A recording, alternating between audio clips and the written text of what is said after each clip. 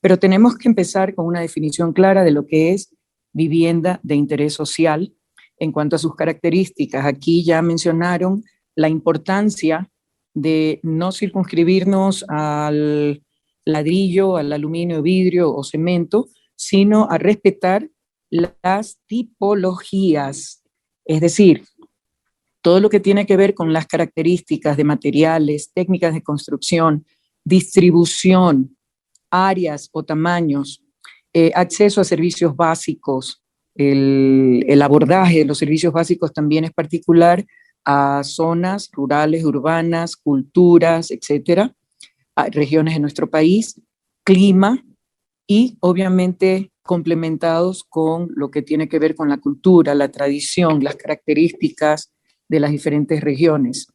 Si es zona urbana, si es zona rural, de costa, sierra, oriente, Galápagos, cada una tiene su particularidad.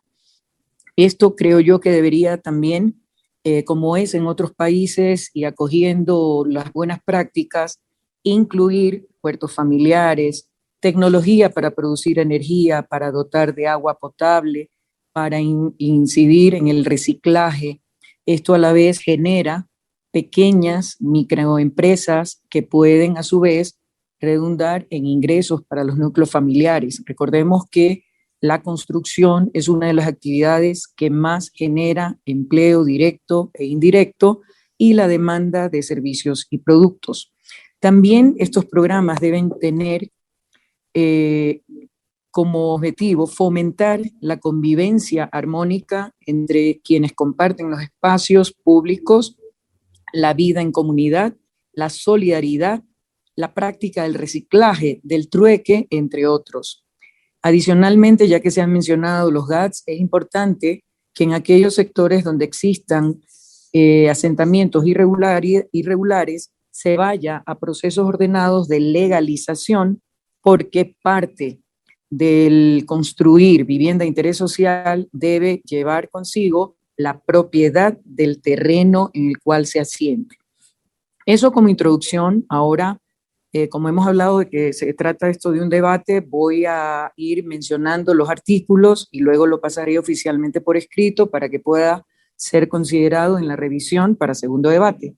En el artículo 1 hay que agregar alquilar, asignar, asignación. En el artículo 5 deben amarrarse los datos no solamente al MIES, efectivamente estoy de acuerdo con lo que señaló Vanessa, deben haber priorización y enfoque hacia grupos de alta vulnerabilidad, pero también partiendo de datos del censo. Recordemos que el año pasado tenía que haberse actualizado el censo y no se pudo por el COVID.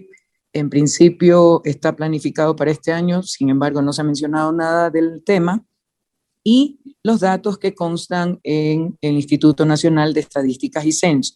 En el artículo 2, en el artículo 7, numeral 2, definir necesidades específicas de equipamiento. Esto va a ir en función del sector en el que se programe la construcción.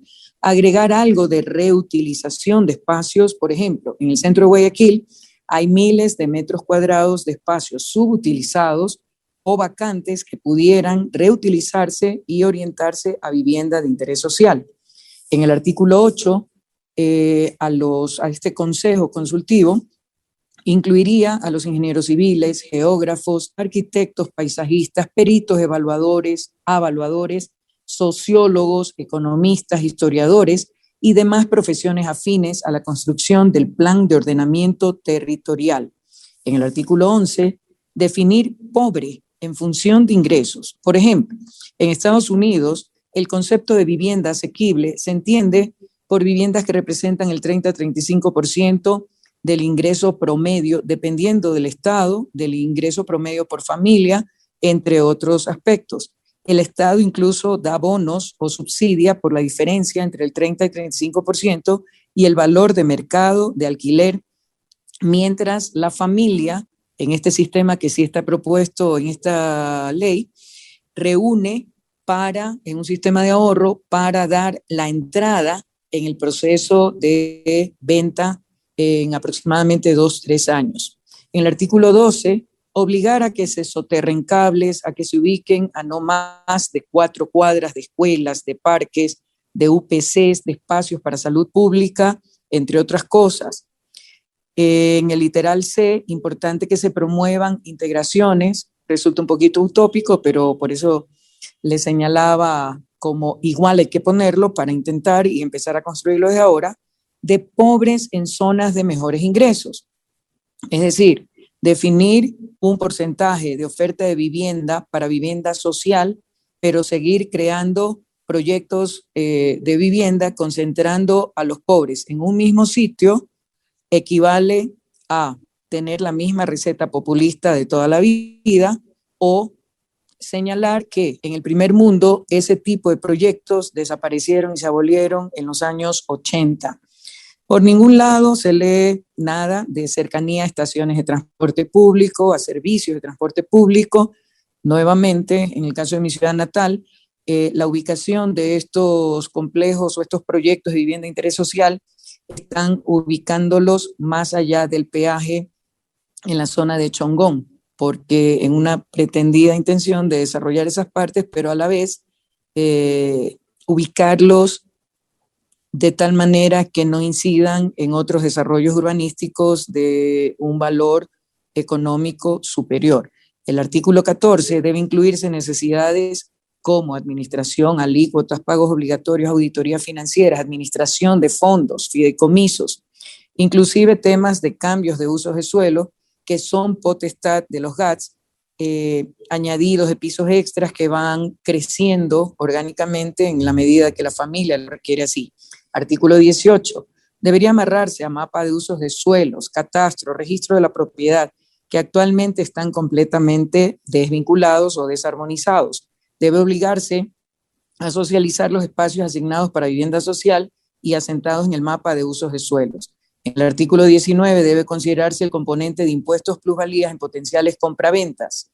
Artículo 20, incluir conceptos como cuscos, alturas, retiros, regulaciones de formas, implantación, metraje cuadrado, mezcla de usos de suelos, de vivienda con comercios, con oficinas, entre otros, acceso a cadenas comerciales, malls, espacios mixtos, exoneración de impuestos, incentivos a las empresas que promuevan la construcción y aquellas cadenas que invierten en terrenos mapeados para espacios de viviendas sociales, en la definición de usos de suelo en los planes de ordenamiento territorial. En el artículo 23 se debe empujar límites de crecimiento horizontal. Los recintos deben ser compactos, deben mantener carácter, deben asegurarse que estén bien amortiguados las cuencas y las poblaciones que están, por ejemplo, a orillas de un carretero para que los ruidos, el tránsito no afecte a la convivencia armónica de cada familia. En el artículo 25, incluir algo de silla vacía, que se respete el plan de ordenamiento territorial, el mapa de usos de suelo. Los cambios de usos de suelo deben ser socializados, no deben responder solamente a necesidades de vender a través de contactos del MIDUBI. Por ejemplo, tengo un terreno que puede servir negocio, tengo mi ingreso, pero no se han tomado en cuenta otras consideraciones. En el artículo 31, oferta nacional de vivienda social debe estar consolidada, sea venta o alquiler, así como funciona en el primer mundo. Así, si hay dinero para invertir en otros temas, seguramente habrá para armar un buen sistema que acoja esta ley y permita obtener los objetivos y las metas que se persiguen. El artículo 35, fideicomisos, administración de fondos, se incumplen, cómo se debe actuar, hay que señalar cómo se debe actuar para sacar a aquellos que no pagan y poder reasignar viviendas a otras familias que lo necesiten y estén dispuestos a responder. Como comentario general... Un minuto, por favor.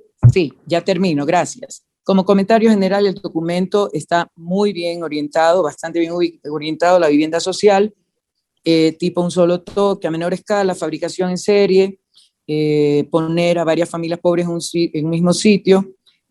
Existe la necesidad definitivamente de gente sin hogar, pero el manejo del tema podría ser más innovador en términos de alguna manera generar incentivos a los constructores para usar terrenos en las partes casi consolidadas que están votadas por años, las de la Junta de Beneficencia en ciertos barrios, desarrollo en altura, desincentivar la expansión horizontal de la ciudad que exige ampliar los límites urbanos cada vez, comiéndonos sectores de producción agrícola y rural para la producción de alimentos, vivienda unifamiliar, espacios, barrios donde viven solo familias pobres, entre otras cosas. En el primer mundo, dentro de barrios considerados de clase media hacia arriba, hay un porcentaje pequeño de vivienda social, de venta, de alquiler, y los chicos de esa manera tienen mejor acceso a servicios, a escuelas, a lugares, entre otras cosas. Ojalá esta mesa pueda darle un giro, incorporar